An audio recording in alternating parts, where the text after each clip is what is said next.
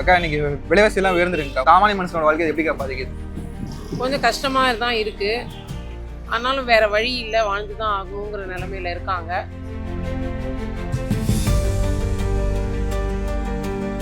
இன்னைக்கு எனக்கு 55 வயசு ஆக போகுது. என்கிட்ட ஒண்ணுமே இல்லை, உழைக்கிறேன்.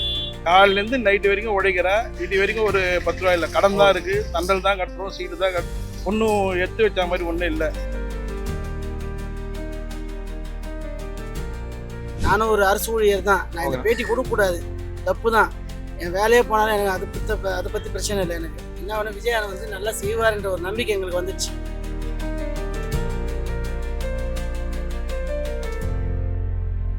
அக்கா இன்னைக்கு விலைவாசி எல்லாம் உயர்ந்துருக்குக்கா. ஒரு அத்தியாவசிய பொருள் காய்கறியிலேருந்து சிலிண்டர்லேருந்து எல்லாமே வந்துருக்கு. சிலிண்டர் நீங்கள் 1000 விற்கிதுக்கா.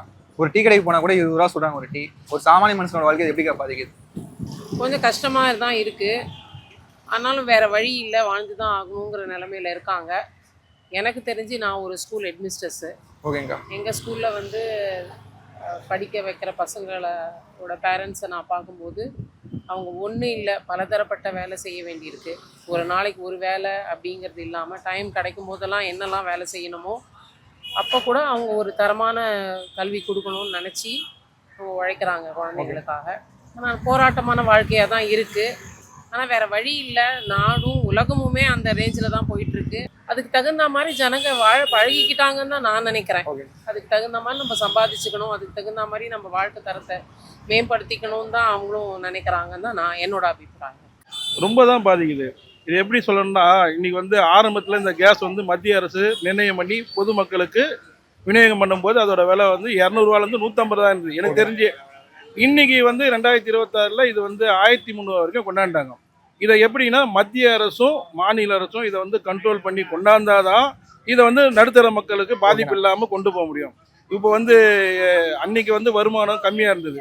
அன்னைக்கு 7 பிள்ளை 8 பிள்ளை பெற்றவங்கலாம் கூட ஓரளவுக்கு குடும்பத்தில் மிச்சம்படுத்தி மக்களை எல்லாமே பண்ணாங்க. இன்னைக்கு 2026 வரைக்கும் ஒரு பையன் ஒரு பொண்ணு பெற்றா கூட அவங்களுக்கு நிலையான ஒரு நல்ல ஒரு கல்வியை கொடுக்குனா கூட பொருளாதாரம் ரொம்ப தேவைப்படுது, வருமானம் தேவைப்படுது. இன்னைக்கு வாங்குற சம்பளமும் இன்னைக்கு செலவும் ஒரே மாதிரியா தான் இருக்கு. எல்லா விலைவாசியும் ஏறி தான் இருக்கு. ரொம்ப கஷ்டம்தான். ஏன்னா இப்போ இருக்கிற போன எல்லாம் திராவிட ஆட்சினாங்க, அதுலேயும் ஒன்றும் பண்ண முடியல. இன்றைக்கி விஜய் அண்ணா வந்திருக்காரு, அவர் கண்டிப்பாக பண்ணுவார். எங்களுக்கு ஒரு நம்பிக்கை வந்துடுச்சு. நானும் ஒரு அரசு ஊழியர் தான். நான் இந்த பேட்டி கொடுக்கக்கூடாது, தப்பு தான். என் வேலையே போனாலும் எனக்கு அதை பற்றி பிரச்சனை இல்லை. எனக்கு என்ன ஒன்று, விஜய் அண்ணா நல்லா செய்வார்ன்ற ஒரு நம்பிக்கை எங்களுக்கு வந்துடுச்சு. ஓகேங்கண்ணா. அதனால் விஜய் அண்ணா இந்த சிலிண்டர் விலை, டீ கடையில் டீ குடிக்கிறது, சாப்பிட்ற பொருள் ஜிஎஸ்டி வரியை மட்டும் இல்லாமல் இருக்கணும். இந்த மோடின்றவர் வந்திருக்காரு பார்த்தீங்களா, அவர் முதல்ல ஆட்சி மாறணும். அவரோட ஆட்சி மாறணும். விஜய் அண்ணா ஆட்சி எப்படி மாறிச்சு அதே போல மோடியோட ஆட்சி மாறணும். ஓகேண்ணா. வேறு எந்த ஆட்சி வந்தாலும் பரவாயில்ல. என்ன அவனு மோடி ஜிஎஸ்டின்ட்டு சாப்பிட்ற பொருள்லாம் ஜிஎஸ்டினா, அப்படின்னா சாவறதுக்கு வரும் ஜிஎஸ்டினா, அப்புறம் எதுக்கு தான் மனுஷன் உயிரோட பிறந்திருக்கான்? பிறந்து வந்ததே வேஸ்ட். எல்லாத்துக்குமே ஜிஎஸ்டினா, அவருக்கு குடும்ப குட்டி இல்லை, அவரால் ஜிஎஸ்டி போகிறாரு. எங்களுக்கு நம்ம எல்லாருக்கும் குடும்ப குட்டி இருக்குது. அதனால் ஜிஎஸ்டி போட்டால் அது அப்புறம் எப்படி நாங்கள் சமாளிக்க முடியும்? விஜய் அண்ணா இந்த அரசுக்கு வந்திருக்காரு, 3 மாதம் தான் ஆக போகுது. அதுக்குள்ளே 5 வருஷம் முடியறதுக்குள்ளே அவர் நல்லதை பண்ணுவார் சொல்லி எனக்கு நம்பிக்கை இருக்குது. ஓகேண்ணா. அதான் விலைவாசி ஏறுதுன்னு சொல்லிட்டாங்க. பெட்ரோல் டீசல்லாம் போர் நடக்கிறதுனால முதல்ல பெட்ரோல் டீசல்லாம் ஏறிச்சு. அதனால் அத்தியாவசிய பொருளை ஏறுனாங்க. ஆனால் முதல்ல டோல்கேட்டில் அதிகமாக ஏற்றுறாங்க. மத்திய ஒன்றிய அரசு டோல்கேட்டில் ஒரு வாகனத்துலேருந்து ஒரு பொருளை ஏற்றிருந்து இன்னொரு இடத்துக்கு ஏற்றணும்னு சொல்ல அங்கே வரி அதிகமாக ஏற்றுறாங்க. அப்போ எல்லா சுமையும் மக்கள்கிட்ட தான் இதாகுது. இது காரணமே ஒன்றிய அரசு தான். இதை கண்டுக்கதே தெரியல. டோல்கேட்டு 60 கிலோமீட்டர் ஒரு டோல்கேட் வைக்கணுன்றாங்க, ஆனால் சொல்ல எடுக்க மாட்டேறாங்க. அப்படியே தான் இருக்குது. எந்த ஆட்சி வந்தாலும் அப்படி தான் இருக்குது. இது முழுக்க ஒன்றிய அரசு தான் காரணம். சிலிண்டரில் ஏறிச்சு, ஆனால் ஏற்றினா 1000 ரூபா 2000 ஏற்றுறாங்க, இறக்குனா ஒரு 100 ரூபா 200 ரூபா குறை பண்ணுறாங்க. இப்போ சாதாரண மக்கள் பேச்சுலர்ஸ்லாம் ஹோட்டலில் சாப்பிட்றாங்க. அவங்க சாப்பிட்றதுக்கு சிலிண்டர் விலை ஏறிச்சு. அதனால் எங்களால் ஒன்றும் பண்ண முடியாது. ஒரு இட்லி 15 ரூபா, எல்லாம் 10 ரூபா ஏற்றிட்டாங்க. 10 ரூபாலேருந்து 5 ரூபா ஏற்றுறாங்க தள்ளு வண்டியிலேயே. அவங்க கேட்டால் வேறு வழி இல்லை, நாங்களே பிளாக்ல வாங்கினா கூட அதிகமாக கொடுத்து தான் வாங்குறதாங்க. இது காரணமே நாங்கள் எங்களால் ஒன்றும் பண்ண முடியாது, நாங்களும் சம்பாதிக்கணும், மக்களுக்கும் சேவை செய்யணும் அப்படின்றாங்க. இது ஒன்றும் பண்ண முடியாது. இதுக்கு காரணமே ஒன்றிய அரசு தான். டோல்கேட்டை கம்மி பண்ணாவே எல்லா பொருளும் ஓரளவுக்கு கம்மியாகும். டீசல் விலை கம்மி, டீசல் பெட்ரோல் விலை கம்மி பண்ணலாம், மற்ற எல்லா விலையும் பொருள் கம்மியாகும். விலைவாசி வரைக்கும் ஏற்ற மாதிரி சம்பள உயர்வு இருக்குதுங்களா? அது இடத்துக்கு இடம் மாறுபடுதுன்னு நான் நினைக்கிறேன். கரெக்டாக உழைப்புக்கேற்ற வருமானம் எல்லாருக்கும் கிடைக்குதான்னு எனக்கு தெரியல. Okay. பட் வந்து இடத்துக்கு இடம் அது மாறுபடுது. இங்கே மட்டும் கிடைக்குது, அங்கே மட்டும் கொடுக்கல அப்படிங்கிற மாதிரி யாரையும் இது பண்ண முடியல. அவங்கவுங்களுக்கு தகுந்த மாதிரி அவங்க சம்பாதிச்சுக்க தான் வேணும். நம்ம யாரையும் நான் அப்படி டிப்ளமேட்டிக்காக சொல்ல விரும்பலை. பட் நாடு அப்படி இருக்குது, வேறு வழி இல்லை, உழைச்சி தான் ஆகணுங்கிற கட்டாயத்துக்கு எல்லோரும் வரணும்.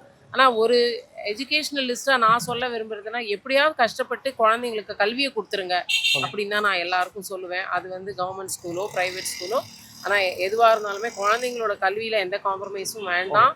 பணத்துக்காகவோ இல்லை வேறு எதுக்காகவோ ஃபேமிலி சுச்சுவேஷன்ஸ்க்காகவோ அதை நிறுத்திடக்கூடாதுன்றதில் கொடுத்துட்டா அட்லீஸ்ட் அடுத்த ஜென்ரேஷன் கஷ்டம் இல்லாமல் வாழ்வாங்கன்னு என்னுடைய அபிப்பிராயம்.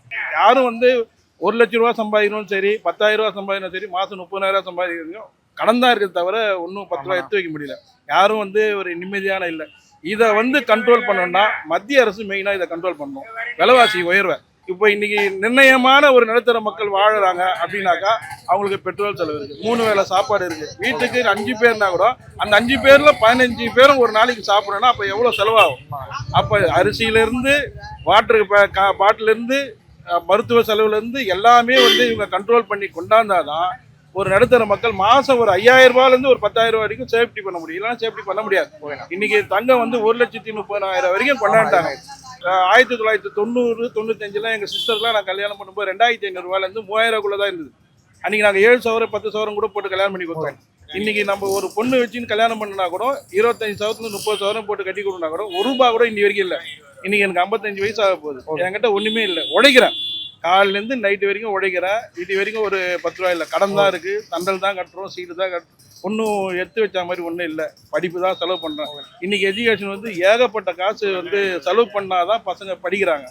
அப்போ அவங்க விரும்புகிற மாதிரி நம்ம பசங்க நம்ம வந்து அன்றைக்கி வந்து கஞ்சியை கூழ கொடுத்தாங்க, நம்ம சாப்பிட்டோம், வீட்டில் இருந்தோம். இன்றைக்கி பசங்க வந்து பீஸா கேட்குறாங்க, பிரியாணி கேட்குறாங்க, பர்கர் கேட்குறாங்க, வெளியில் போகணுன்றாங்க, எல்லாமே கேட்குறாங்க. இந்த பிள்ளைங்களுக்கு நம்ம வந்து சந்தோஷமாக வாங்கி கொடுக்கலன்னா என்ன நீ இப்படி பண்ணுற அப்படின்னு கேட்குறாங்க, முகம் சொல்லிக்கிற மாதிரி இருக்குது. இப்போ இதெல்லாம் நம்ம சந்தோஷமாக இந்தியாவில் மக்கள் சந்தோஷமாகவும் உழைப்புக்கேற்ற ஊதியமும் இருந்து எல்லாமே இருந்தாக்கா சந்தோஷமாக இருப்பாங்க. நம்ம உழைக்கிறோம், சம்பாதிக்கிறோம், எல்லாமே பண்ணுறாங்க, ஒரு சந்தோஷம் இல்லாமல் தானே இருக்கும். இதை வந்து மத்திய அரசும் மாநில அரசும் அரசு அதிகாரிகளும் இதை ஊருக்கு கவனித்து மக்களுக்கு என்ன வகையிலான சேஃப்டி பண்ண முடியும், எந்த வகையில் பொருளை வந்து கம்மி பண்ண முடியும், மானியமாக ரேஷன் மாதிரி பொருள்களில் நிறைய பொருள்களை கொடுக்குற மாதிரி கொடுத்தாங்கன்னா மக்கள் 10 ரூபா எடுத்து வைக்க முடியும். கண்டிப்பாக வந்து சந்தோஷமாகவும் நல்ல நிம்மதியான வாழ்க்கையும் தமிழ்நாட்டிலையும் இல்லை இந்தியாவில் வாழறதுக்கு வழி வகுத்து கொடுக்கும். இப்போ பார்த்தீங்கன்னா 3 டைப்ஸ் ஆஃப் பீப்புள்ஸ் இருக்காங்க. ஓகேண்ணா. போவர்ட்டி பீப்புள் இருக்காங்க, மிடில் பீப்புள் இருக்காங்க, ஹையர் பீப்புள் இருக்காங்க. ஓகேண்ணா. இதில் மோஸ்ட்லி பாதிக்கிறது அப்படின்னு பார்த்தீங்கன்னா மிடில் பீப்புள்ஸ் தான். ஓகே. மிடில்லையும் பார்த்தீங்கன்னா அப்பர் மிடில் இருக்காங்க, லோவர் மிடில் இருக்காங்க. பர்சன்டேஜ் ஆஃப் பீப்புளில் பார்த்தீங்கன்னா லோவர் மிடில் தான் அதிகமாக இருக்கிறது. அந்த லோவர் மிடில் பார்த்தீங்கன்னா ஏதோ ஒரு ப்ரைவேட் ஜாபோ இல்லைன்னா வேறு ஏதாச்சும் பேஸ் பண்ணி தான் அவங்க வாழ்ந்துக்கிட்டு இருக்காங்க. ஓகேண்ணா. இப்போ பார்த்தீங்கன்னா ஒரு கான்ட்ராக்ட் வேல்யூ அது இதுதான் பண்ணிக்கிட்டு இருக்காங்க. என்னுடைய கான்செப்ட் என்ன அப்படின்னு பார்த்தீங்கன்னா, இந்த கான்ட்ராக்ட் ஒர்க் பண்ணுறவங்க எல்லாருக்குமே பார்த்தீங்கன்னா ஒரு ஒப்பந்த ஊதியம் தான் அவங்களுக்கு. அந்த ஒப்பந்த ஊதியம் அப்படின்றது மற்ற ரெகுலர் ஸ்டாஃபுக்கு ஈக்குவலாக அவங்களுடைய சேல்ரி கிடையாது.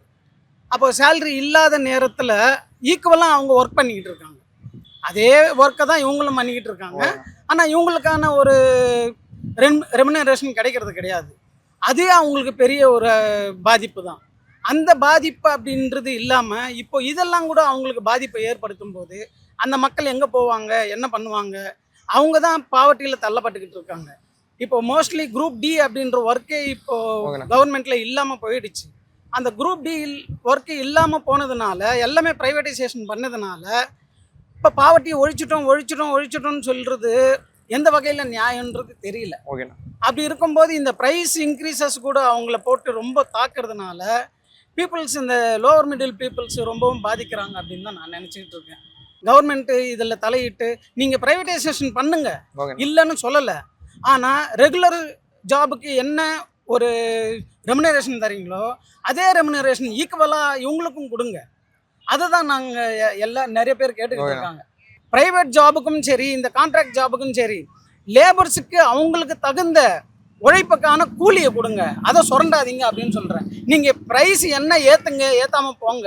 இதுவும் எக்கானமி ப்ராப்ளம் தான். ஓகே அப்போ இங்கே என்ன நடக்குது அப்படின்னா, உழைப்பை சுரண்டுறதை விட்டுட்டு இப்போ கூலியை சுரண்டிக்கிட்டு இருக்காங்க. அந்த கூலியை சுரண்டாம இருந்தாலுமே எல்லாமே ஒரு நிலைக்கு வந்துடும். Okay. மக்கள் ஹாப்பியா இருப்பாங்க. எந்த ஒரு பாவர்ட்டியும் இருக்காது. வேர்ல்டு லெவல்ல இதை கொண்டு வரணும். அதுதான் என்னுடைய ஒரு Okay. முடிவு. நான் அரசாங்கத்தை கோரிக்கை என்ன அப்படிங்க? மத்திய அரசாங்கம் இதை தான் சார் பண்ணணும். கம்பல்சரி டோல்கேட்டை வந்து கம்மி பண்ணணும். ஓகேண்ணா 100 கிலோமீட்டர் ஒரு டோல்கேட் போட்டாங்கன்னா ஆட்டோமேட்டிக்காக அது வந்து வரி வந்து சுமை வந்து ஓகேண்ணா கம்மியாகும். ஓகேண்ணா கம்மியானாவே அவங்க வந்து வாடகை கம்மியாகும். ஓகேங்கண்ணா அந்த வாடகை கம்மியாகும்னா அதோடைய பொருளும் கம்மியாகும். இறக்குறவங்களுக்கு கம்மியாகும், ஏற்றுறவங்களுக்கு இதாகும். அப்போ பிரச்சனையே இருக்காது. விலைவாசி ஆட்டோமேட்டிக்காக கம்மியாகும். என்னை பொறுத்த வரைக்கும் கொஞ்சம் சுத்தம் தேவைன்னு நான் நினைக்கிறேன். ஓகே கொஞ்சம் சுத்தமாக இருக்கணும். இன்னும் கொஞ்சம் மானிட்டர் பண்ணால் நல்லாயிருக்கும். Okay. எல்லா குழந்தைங்களும் ஸ்கூல் போகிறாங்களா அப்படின்னு சொல்லிட்டு சுத்தம் கொஞ்சம் தேவைன்னு நினைக்கிறேன். ஓகேங்க அதுக்கட முன்னா ரொம்ப நல்லா இருக்கும். ஓகேங்க பார்க்கலாம். ஓகேங்க நன்றிக்கா தேங்க்ஸ்.